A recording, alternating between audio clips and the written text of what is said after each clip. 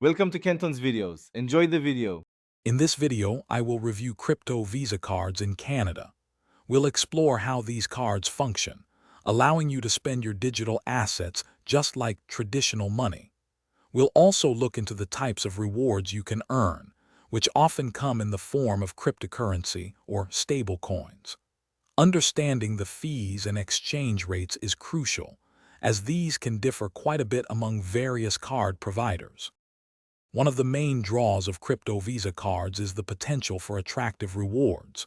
You could earn up to 8% back on your everyday purchases, often paid out in popular cryptocurrencies.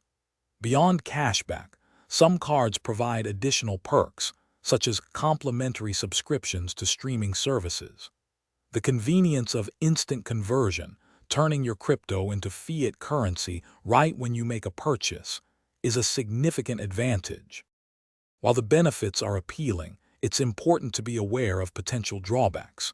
Keep an eye on foreign transaction fees and any recurring monthly maintenance charges that might apply.